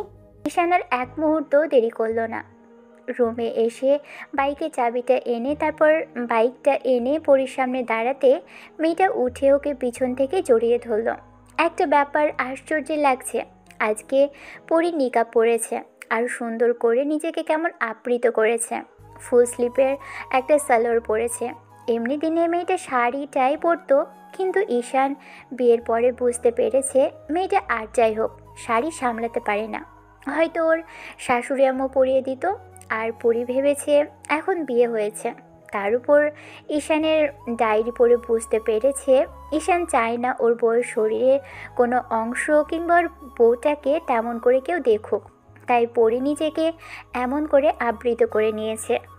ঈশান যেন ওকে চোখ ভরে দেখল, কারণ পরি বুঝতে পেরেছে ঈশানের ওকে এমন সাজে পছন্দ হয়েছে। ঈশানের ডায়েরিতে আরও লেখা ছিল যেটা ওর সেটা একান্ত শুধু ওরই। কথাগুলো ভেবেই পরি নিজেকে এমন করে আবৃত করে নিয়েছে। ওরা আধা ঘন্টার মধ্যেই কলেজে চলে আসলো। তারপর কলেজের এরিয়ায় এসে পরীকে নামিয়ে দিতেই পরি বলতে লাগলো, শোনো, কলেজ শেষ করে আমার জন্য অপেক্ষা করবে। আমার আজকে একটা ক্লাস বেশি আছে। তোমার ততক্ষণে ছুটি হয়ে যাবে। কোথাও একটা বসবে, আর না হলে ক্যান্টিনে গিয়ে বসে থাকবে। আমি বের হলে কল করবো, কলটা ধরবে, আমাকে নিয়ে তারপর বাসায় যাবে। যদি না যাও তাহলে কিন্তু তোমার। ঠিক আছে বাবা, যাব না, কিন্তু আপনি এত রাগ করছেন কেন? শোনেন, বেশি রাগারাগি করলে শরীর খারাপ করবে। আর একটা কথা, এই অবস্থাতে আপনাকে দেখে ভালো লাগছে। পরি মুচকি হাসলো। তারপর চলে যেতে নিয়ে আবারও ফিরে এসে ছেলেটার সামনে দাঁড়িয়ে বলতে লাগলো, একদম কোনো মেয়ের দিকে তাকাবে না। আমি আমি যদি দেখি কোনো মেয়ের সাথে লটর পটর করছো, তাহলে আমার থেকে খারাপ কিন্তু আর কেউ হবে না। ঈশান। এবার ঈশানও মুচকি হাসলো। পরির এরকম কথার মানে কিছুক্ষণ ধরে ভাবতে লাগলো। পরি চলে যেতেই ঈশান বন্ধুদের কাছে এসে কিছুক্ষণ আড্ডা দিল। কলেজের ক্লাসের ঘন্টা দিতেই ঈশান বন্ধুদের নিয়ে ক্লাসে প্রবেশ করলো। অনেকেই ওর দিকে ট্যাপ ট্যাপ করে তাকিয়ে আছে। ছেলে ম্যাডামের জামাই কিনা। একটু পর পরি ক্লাসের সময় হতেই এসে ক্লাস নিতে শুরু করলো। ঈশান পুরোটা ক্লাস পরির দিকে হাঁ করে তাকিয়েছিল, যার জন্য পরির বেশ অস্বস্তি ফিল হচ্ছিল। পরি কোনো রকমে ক্লাস নিয়ে বের হলো। ঈশানের বন্ধুগুলো এক দৃষ্টিতে ওর দিকে তাকিয়ে আছে। ঈশান মেহেদিকে হাঁ করে তাকিয়ে আছে দেখে ঈশান ওর মুখটা নিজের সামনে থেকে সরিয়ে দিয়ে বলতে আরম্ভ করলো, শালা, আমি কোনো মেয়ে না যে এরকম করে তাকিয়ে থেকে দেখবি। শোন, বউটা আমার, তাই আমার তাকানোর অধিকার আছে, কিন্তু তোরা এমন করে তাকিয়ে থাকিস কেন? ভাবি হয় তোদের। শোন, আমরা শুধু তোদের গতিবিধি লক্ষ্য করছি। ম্যাডাম এখন তোর দিকে কিভাবে তাকায় আর তুই কেমন করে হা করে তাকিয়ে থাকিস সেটাই বোঝার চেষ্টা করছি। তুই তো দেখছি ভাবিকে প্রচুর পরিমাণে অস্বস্তিতে ফেলছিস। দেখছিস কেমন ভাবির গালগুলো লজ্জা একদম লাল হয়ে গেছিল। সেজন্যই বউটার দিকে তাকিয়েছিলাম। লজ্জায় মেয়েটার গালগুলো লাল হয়ে আসছিল, ইচ্ছি করছিল টেনে দিয়ে। আর থাক মুরব্বি, আর গভীরে যাওয়ার দরকার নেই। বেডরুমে যেটা হবে সেটা না হয় ওদের মাঝে থাক। ওইসব বললে উল্টো আমরাই লজ্জায় পড়ে যাব। এগুলোর কোনো দরকার নেই। ঈশান বাইরে আসলো। সবাই বারান্দায় দাঁড়িয়ে আছে। ওরা আড্ডা দিতে লাগলো। ঈশানদের একটা ক্লাস পুরো মিস হলো আজ, কারণ স্যার আসেনি। এরই মাঝে কয়েকটা মেয়ে ওদের পাশ দিয়ে হেঁটে যাচ্ছিল। ঈশান পিছন দিকে যখনই ফিরল তখনই একটা মেয়ের সাথে ধাক্কা লাগলো। মেয়েটার হাত থেকে কিছু একটা পড়ে যেতেই ঈশান নিচের দিকে তাকিয়ে দেখলো কয়েকটা বই। ঈশান বইগুলো উঠিয়ে দিয়ে মেয়েটার দিকে এগিয়ে গিয়ে বলতে লাগলো, সরি, আমি দেখতে পাইনি, আসলে আমি খেয়াল করিনি। আর আপনারাও এখান থেকে হুটহাট করে যাচ্ছিলেন, তাই ধাক্কা লেগেছে, কিছু মনে করবেন না প্লিজ। মেয়েটা ঈশানের মুখের দিকে তাকিয়ে থেকেই ওর বান্ধবীদের সাথে চলে গেল। ঈশান আবারও বন্ধুদের সাথে কথা বলার মনোযোগ দিল। ছুটি হতেই ঈশান বাইরে এসে বসে আছে, কিন্তু এখনও অবধি পরীর আসার নামগন্ধ নেই। সবগুলো ক্লাসের ছুটি হয়ে গেছে, তারপরও মেয়েটা আসছে না। ঈশান এবার পরীর অফিস রুমের সামনে এসে দেখল ওর অফিস রুমটা বন্ধ। ঈশান অবাক চোখে কিছুক্ষণ তাকিয়ে রইল। তারপর কলেজ থেকে বেরিয়ে পরীর নাম্বারে কল করলো, কিন্তু নাম্বারটা ব্যস্ত দেখাচ্ছে। বারবার কলটা কেটে দিচ্ছে। ঈশান ভাবতে লাগলো, মেয়েটার আবার কোনো বিপদ আপদ হলো না তো? কল কেন রিসিভ করছে না? শিট, এই মেয়েটা আমাকে পাগল করে ছাড়বে। ঈশান বাসায় চলে আসলো। এসে দেখে পরী আম্মুর সাথে কথা বলছে। ঈশান অবাক চোখে কিছুক্ষণ মেয়েটার দিকে তাকিয়ে থাকলো। ঈশান এমন দাঁড়িয়ে থাকতে দেখে আম্মু বিষয়টা খেয়াল করে পরীকে বলল, পড়ে যাও, ঈশান বাসায় এসেছে, দেখো ওর কি লাগবে না লাগবে, একটু এগিয়ে দাও। স্বামী আসলে তার কাছে যেতে হয়, সেটা কি জানো না মামনি? পরি হ্যাঁ সূচক উত্তর দিয়ে রুমের দিকে যেতে নিলেই ঈশানও আসলো। ব্যাগটা রেখে ওয়াশরুমে ঢুকে গেল। শাওয়ার নিয়ে বের হতে খেয়াল করলো পরি দাঁড়িয়ে আছে। ঈশান পরীকে কিছু বলল না, নিজেই সবটা শেষ করে এগিয়ে এসে বলতে আরম্ভ করলো। আমাকে ওয়েট করতে বলে আপনি বাসায় চলে আসলেন যে? কি হয়েছে আপনার? কোনো বিষয়ে রাগ করেছেন নাকি মনে হয়? না, তোমাকে ডিস্টার্ব করতে চাইনি। তুমি অন্য কারোর সাথে ব্যস্ত আছো কি না, তোমার কত মানুষকে কত সময় দিতে হয়, তাই আর চাইনি তোমাকে ডিস্টার্ব করতে। খামুখা আমার মতো একজনকে কাঁধে করে তোমার বয়ে আনতে হবে কেন? শুধু শুধু তোমাকে আর প্যারা দিতে চাইনি, সেজন্যই চলে এসেছি। পরীর কথায় ঈশান কিছুই বুঝতে পারল না। ঈশান চুপ করে আছে, তাই পরী বলতে আরম্ভ করলো। দেখলাম তোমার মেয়েদের সাথে খুব বেশি সখ্যতা। তুমি অনেক এক্সপার্ট ঈশান, মেয়েদের কেমন খুব সুন্দর করে বুঝিয়ে নাও। মেয়েগুলো একদম তোমার কথাতে ফেসে যায়, তাই না? আমাকেও এমন ফাঁসাতে চেয়েছিলে, কিন্তু আমি কলেজের ম্যাডাম বলে পারোনি, তাই না ঈশান? ঈশান এবার অবাক হয়ে গেল। ম্যাডাম এসব কি বলছে? মাথা খারাপ হয়ে গেছে মেয়েটার? চুপ করে থেকে ঈশান ভাবলো এমন কথার মানে কি। তারপরই অন্য কোনো মেয়ের কথাটা বলছে মনে পড়তেই মনে হলো, তাহলে কি ম্যাডাম ওদের কলেজের ওই ঘটনাটা তখন দেখে ফেলেছিল? কিন্তু কোথা থেকে কি দেখলো ঈশান খেয়াল করেনি। ঈশান নিজেকে স্বাভাবিক করে নিল। পরীকে বোঝানোর জন্য বলতে আরম্ভ করলো। আপনি ভুল বুঝতেছেন, আমি ওরকম কিছু করিনি। মেয়েটার সাথে আমার ধাক্কা লেগেছিল, তখন ওর হাত থেকে বইগুলো পড়ে গিয়েছিল। আমি বইগুলো উঠিয়ে দিয়ে সরি বলছিলাম, তখনই আপনি দেখে ফেলেছেন। আমি কিন্তু তোমাকে বারণ করিনি। তুমি ওই মেয়েটার সাথে কথা বলতে পারবে না, তুমি যার সাথে ইচ্ছে বলো, তাতে আমার কিছু যায় আসে না ঈশান। পরী রুম থেকে বেরিয়ে গেল। ঈশান পুরো বিকেলটা জুড়ে মেয়েটার সাথে কথা বলার চেষ্টা করলো, তারপরও মেয়েটার সাথে কোনো কথাই বলতে পারছে না। পরী বারবার ঈশানকে ইগনোর করে যাচ্ছে, তাই ঈশান বেশ খারাপ লাগছে। ঈশান এমন একটা মেয়েকে বিয়ে করেছে, না ওকে বোঝার চেষ্টা করছে আর না ওকে ভালোবাসে, আবার এখন কেমন দূরে সরিয়ে দিতে চাইছে। বিষয়টা ভেবেই মনে হয়ে গেল ঈশানের। যাই হোক, এই মেয়েটার সাথে কখনো সম্পর্ক ঠিক হবে কি না ঈশান জানে না। রাতে যখন খাওয়া দাওয়া শেষ করে দুজন রুমে আসলো, তখন ঈশান বলতে আরম্ভ করলো। পরি, তোমার কি সমস্যা বলো তো? আমি তো সেটাই বুঝতে পারছি না। এমন ইগনোর কেন করছো আমাকে?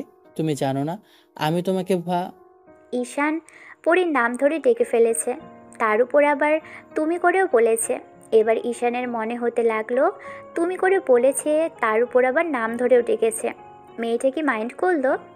সরি, আপনি তো আবার নিজের অনুমতি ছাড়া কিছু বলা পছন্দ করেন না, তার জন্য আই এম এক্সট্রিমলি সরি। তবে যাই হোক, আপনি আমাকে ইগনোর করছেন, ওজন্য এমন করে বললাম। ঠিক আছে ম্যাডাম, আপনি যেহেতু চাইছেন না আমার সাথে কথা বলতে, আমি আর আপনাকে জোর করব না। ঈশান আর কিছু বলল না। পরদিন মেয়েটা একাই কলেজে চলে গেল। ঈশান বুঝতে পারল না কি এমন হয়েছে যার জন্য এমন রাগ দেখাচ্ছে। সামান্য একটা বিষয়ে মেয়েটা ওকে এমন করে ইগনোর করছে। দুজনের সম্পর্কটা স্বাভাবিক নয়। ঈশান স্বাভাবিক করার চেষ্টা করেও পারেনি। ঈশান ভাবলো মেয়েটা যেহেতু এই বিষয়টা সহ্য করতে পারেনি, তাই এটাই বেশি করে করবে। ঈশানও কলেজে গিয়ে একটা মেয়ে ফ্রেন্ডের সাথে কথা বলতে শুরু করলো। সেদিন এই বিষয়টা পুরো সময়টা জুড়ে দাঁড়িয়ে থেকে দেখলো। ঈশানকে এরকম হাসাহাসি করে কথা বলতে দেখে পরীরও রাগ হলো। ওই ঈশানের সামনে একটা স্যারের সাথে বেশ হাসাহাসি করে কথা বলল, যেটা থেকে ঈশান বুঝতে পারলো পরী ওর উপর রিভেঞ্জ নিচ্ছে। তারপরও ঈশানের কোনো হেলদোল নেই। পরী এবার মনে হলো যে ছেলেটা ওকে একটু বোঝার চেষ্টা করে না, যে নিজের বউকে আগলে রাখতে হয়, আর বউ অন্য কারোর সাথে কথা বললে তাকে বোঝাতে হয়, কাছে টেনে নিতে হয়। ঈশান সেটা না করে আরও রাগ দেখাচ্ছে। এমন করে পুরো 7টা দিন কেটে গেল। এই 7টা দিন পরীকে ঈশান বড্ড কাঁদিয়েছে, কারণ এই 7টা দিনে ঈশান প্রত্যেক দিন নতুন নতুন করে এক একটা মেয়ের সাথে ফ্রেন্ডশিপ করেছে, কথা বলেছে, আর তাদের সাথে পরীর সামনে ঘুরঘুর করেছে, যেটা পরী সামনে থেকে দেখে সহ্য করতে পারেনি। ঈশান প্রথম কয়েকটা দিন ওর সাথে কথা বলার চেষ্টা করলেও পরী ওকে ইগনোর করেছে। এই বিষয়টা পরী মানতে পারছিল না। আর 7ম দিনের মাথায় বিষয়টা দেখে পরী আরও বেশি কষ্ট পেল। পরী ক্লাসগুলো বাদ দিয়ে বাসায় চলে গেল। বাসায় গিয়ে বালিশে মুখ গুজে অনেকক্ষণ কান্নাকাটি করলো। কেন কান্নাকাটি করছে সেটা নিজেও জানে না। পরীকে দেখার জন্য দূর থেকে ঈশান ওর অফিস রুমের সামনে আসলো। অফিস রুমে কেউ নেই। পিয়নকে জিজ্ঞেস করতেই জানালো পরি ম্যাডাম বাসায় চলে গেছে। ঈশানের আর বুঝতে বাকি রইল না মেয়েটার বিষয়টা খারাপ লেগেছে। ঈশান এক মুহূর্ত দেরি করলো না, বাসায় চলে আসলো। রুমে ঢুকে দেখে মেয়েটা বেডে শুয়ে আছে এলোমেলো অবস্থায়। এসির পাওয়ারটা বাড়ানো, তাই পরির গায়ে একটা চাদর টেনে দিল। মেয়েটা যখন বিকেলে ঘুম ভাঙলো দেখলো ঈশান ল্যাপটপে কিছু একটা করছে। পরি উঠে ফ্রেশ হয়ে বের হলো। মেয়েটাকে এখন বড্ড স্নিগ্ধ লাগছে, কিন্তু কিছু বলছে না, তাই ঈশান জিজ্ঞেস করলো, ম্যাডাম আপনার কি শরীর খারাপ করছে? পরি মাথা নেড়ে না জ্বালালো। উত্তর দিয়েই মেয়েটা বাইরে চলে গেল। সন্ধ্যা হতেই আপু বাসায় আসলো। রাতে সবাই একসাথেই ডিনার করলো। পরি সারাটা খাবার টেবিলে কোনো কথা বলেনি। প্রত্যেক দিনই বলবে, সেই বলবে, কিন্তু আজকে কিছুই বলল না। রুমে চলে আসলো। ঈশান আম্মুর সাথে কথা বলে তারপর রুমে আসতে দেখে পরি হাঁটুতে মুখ গুজে বসে আছে। মেয়েটার আবার কিছু হলো না তো? ঈশান একটু চুপ করে থেকে পরীকে ডাকলো। মেয়েটা ওর দিকে তাকাতেই ঈশান ওর গালে কপালে হাত রেখে জিজ্ঞেস করলো, আমি আপনাকে কিছু জিজ্ঞেস করেছিলাম, আপনার শরীর খারাপ করছে কিনা? আগে তুমি করে বলো, তারপরে জবাব দিও। মেয়েটার আবার কি হলো হঠাৎ? তুমি করে কেন বলতে বলছে? খানিকটা অবাক হলেও ঈশান বলল, আজ অবধি কখনো বলেনি, কিন্তু আজকে বলেছেন। ঠিক আছে, বলছি। তোমার কি শরীর খারাপ করেছে? শরীর না, মন খারাপ করেছে আমার ঈশান। কেন, কি হয়েছে? ঈশান, তুমি কি কিছুই বুঝতে পারো না? এত কিছুর পরও কি তুমি কিছুই বোঝার চেষ্টা করবে না? আমি ছোট মানুষ, আপনার থেকে বয়সে 3 থেকে 4 বছরের জুনিয়র হব, তাহলে কি করে সবটা বুঝতে পারবো? কলেজে যেমন ম্যাডামের মতো সবটা কাজ থেকে বোঝান, এখনো না হয় বুঝিয়ে দিন। নিজেও এরকমভাবে কষ্ট পাচ্ছেন আর আমাকেও টর্চার করছেন। ঈশানের কথাতে পরি ফুপিয়ে কেঁদে উঠল। ঈশান বুঝতে পারলো না মেয়েটার আজকে আবার কি হলো। ঈশান তাড়াহুড়ো করে এসে পরির সামনে বসলো। মেয়েটার চোখের পানিগুলো মুছে দিয়ে বলতে লাগলো, এই কি হয়েছে তোমার? আমাকে বলো। আব্বু আম্মু কথা মনে পড়ছে? আমি কোনো ভুল করেছি? আম্মু বকাঝকা করেছে? আমাকে বলো। বাসায় যেতে চাও? আমি তোমাকে কালকেই নিয়ে যাব। তারপরে বলো, এরকম কান্নাকাটি করো না প্লিজ। তুমি কিচ্ছু বোঝো না, তুমি কিছু বোঝার চেষ্টাই করো না ঈশান। তুমি আমার একটা কথাও শোনো না ঈশান। আমাকে তুমি একটু বোঝার চেষ্টা করো না। কি করে বুঝবো? আগে কখনো কাউকে ভালোবাসিনি, এমন ইগনোরও সহ্য করিনি, তাই বুঝতে পারিনি। তোমার সাথে কয়েকটা দিন যাবৎ কথা বলার চেষ্টা করেও পারিনি। আমার ভুল হয়েছে কি জন্য তুমি এমন ইগনোর করেছো সেটা একবার বলনি। বারবার খালি আমাকে ইগনোর করে গেছো। এগুলো কোনো পুরুষই মানতে পারবে না। একা তো আমাদের সম্পর্কটা স্বাভাবিক নয়। 1 মাস চলে যাচ্ছে আমাদের বিয়ে হয়েছে, তারপরও তোমার আমার মাঝে আকাশ পাতাল দূরত্ব। আর না কখনো এই দূরত্ব ঠিক হবে। কিন্তু তুমি প্রথম দিনে আমাকে এমন কথা বলেছ যার জন্য ইচ্ছা না থাকার পরও তোমার থেকে দূরত্ব বজায় রাখতে হয়েছে। বউ কাছে না আসলে তার মনের কথা বুঝবো কি করে? তাকে ভালোবাসতে না পারলে তার কথাগুলো বোঝার মতো ক্ষমতা কোনো পুরুষেরই নেই। তাহলে আমি কি করে বুঝতে পারবো? তুমি এগুলো বলে আমাকে দোষ দিতে পারো, আমি সেটা মেনে নিচ্ছি, কিন্তু তুমি আমাকে সে সুযোগটাও তো দাও নাই।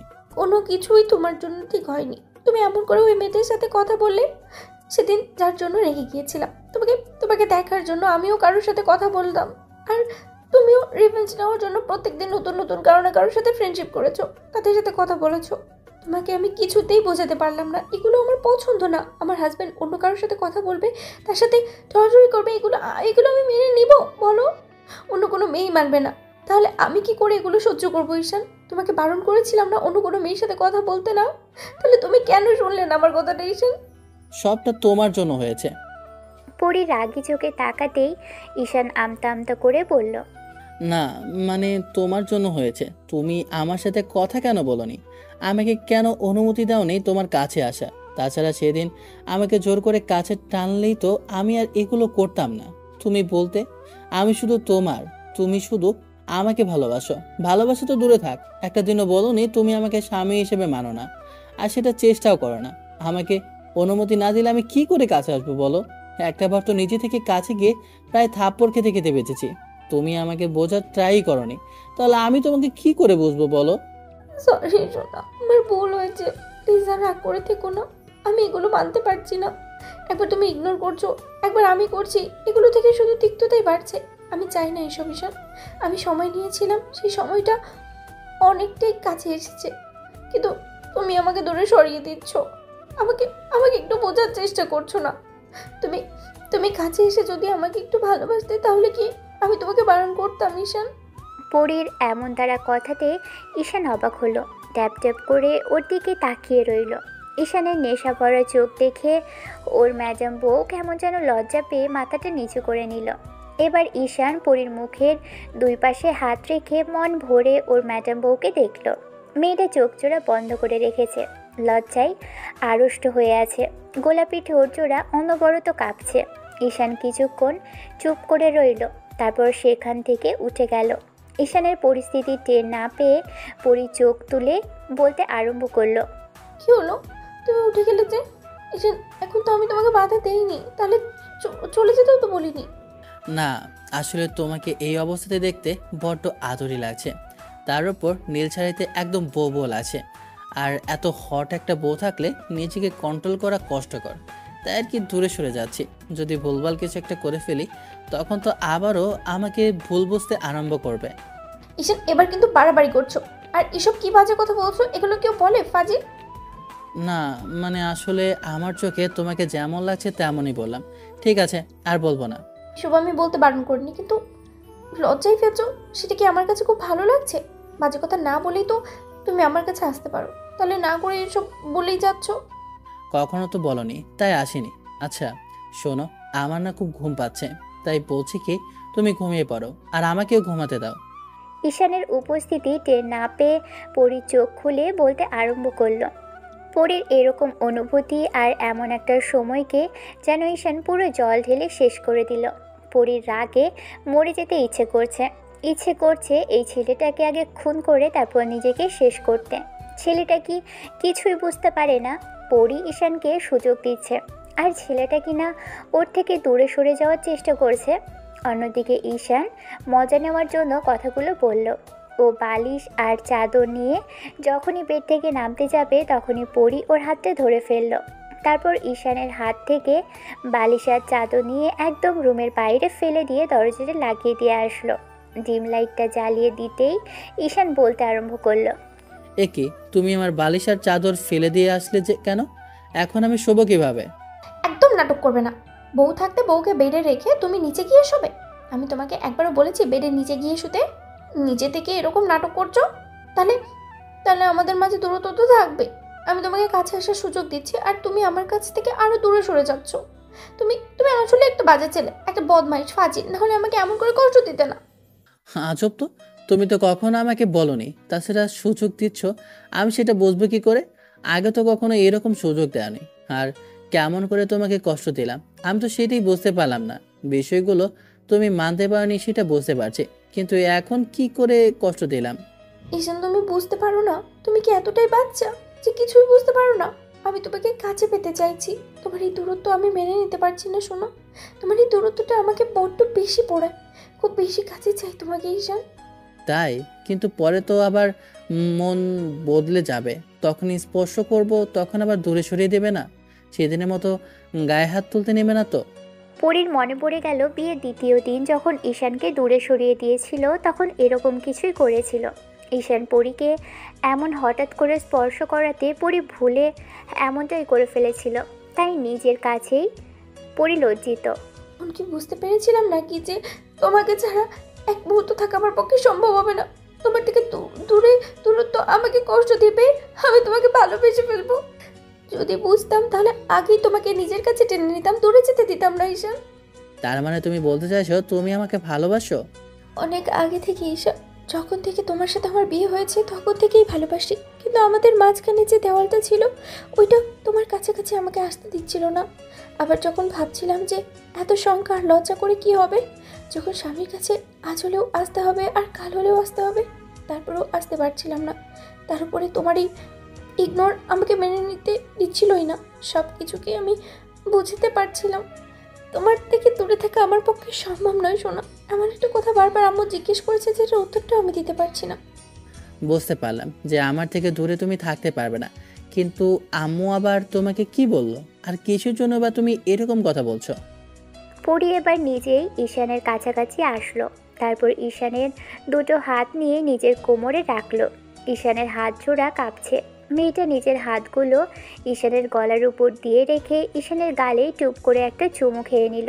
ঈশান চোখ জোড়া বন্ধ করে নিল। অনুভূতির চরম মাত্রায় ওর বুকের ভিতরটা কেমন করতে লাগলো। ঈশান কিছুক্ষণ চোখ জোড়া বন্ধ করে রেখে তারপর পরীর দিকে তাকাতেই দেখলো মেয়েটাকে আজকে বড্ড আবেদনময়ী লাগছে। ইচ্ছে করছে মেয়েটাকে ভালোবাসা আর আদরে ভরিয়ে দিতে। এবার পরি ঈশানের কানের কাছে মুখটা এনে আলতো করে বলল, আম্মু বলেছিল আমাদের পুচকেটা কবে আসবে। ঈশান আমার শীঘ্রই একটা বেবি নিয়ে নেই। পরি কথাটা বলেই লজ্জায় ঈশানের বুকে মুখ লুকিয়ে ফেলল। ঈশান পরীকে বুকের সাথে জড়িয়ে ধরল। এই প্রথম মেয়েটা নিজে থেকে কাছে এসেছে, তাহলে কি করে দূরে সরিয়ে দিবে? নিজের বউকে ছেড়ে দূরে সরে থাকাটা অসম্ভব, এক প্রকার ইম্পসিবল। তার উপর এত ভালো যাকে বাসে তাকে ছেড়ে কি করে দূরে থাকবে? ঈশান মেয়েটাকে বুকের সাথে খুব শক্ত করে জড়িয়ে ধরল। পরি ওর বুকে একটা কিস করে বলতে লাগলো, আমাকে আর একটু শক্ত করে জড়িয়ে ধরো শোনো। আমি এই বুকটা থেকে সরতে চাই না। আমাকে এমন করে সবসময় বুকে জড়িয়ে ধরে রাখবে তো ঈশান? রাখবো, আগে আদর করি, তারপর না হয় বুকে জড়িয়ে ধরে রাখবো ম্যাডাম। কথাটা বলেই ঈশান পরীকে ছাড়িয়ে নিল। মেয়েটার লজ্জায় চোখ জোড়া বন্ধ করে নিয়েছে। ঈশান পরীকে কোলে নিয়ে বেডের কাছে আসলো। যাই হোক, এখন এখানে ঘূর্ণিঝড়, তুফান, টর্নেডো হবে, আর এগুলো ট্যাপ ট্যাপ করে তাকিয়ে থেকে দেখলে আপনাদের চোখে ন্যাপা হবে। এখন এখান থেকে যান। দেখা হচ্ছে অন্য কোনো গল্পে অন্য কোনো দিন। ততদিন পর্যন্ত সুস্থ থাকবেন, ভালো থাকবেন, আমাদের সাথেই থাকবেন। ধন্যবাদ। আল্লাহ হাফেজ।